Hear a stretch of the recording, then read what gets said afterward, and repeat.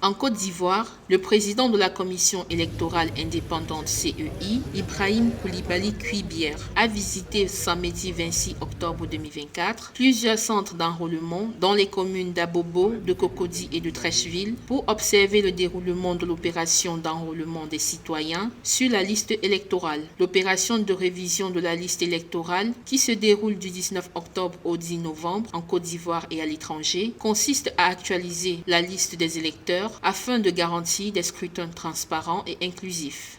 La commission électorale indépendante, par son organe de gestion, visite un peu tous les sites pour constater les réalités du terrain. On a commencé par Abobo, on a visité 2 centres d'enrôlement et nous sommes arrivés à Cocody et nous terminons à Treichville.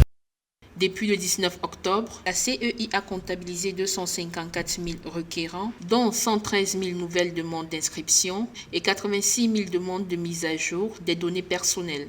Cette 5e opération de révision de la liste électorale fait suite à celle des années 2015, 2016, 2018 et 2020 depuis l'établissement de la première liste biométrique en 2010. La dernière fois, on s'est rendu compte que 38% des personnes enrôlées sont des femmes. Or, nous cherchons à capter 48% des femmes. Est-ce que vous comprenez? Donc, il y a encore un gap de femmes à chercher. Nous avons rencontré et formé l'ensemble des jeunes de tous les partis politiques pour que ces jeunes-là puissent venir se faire enrôler.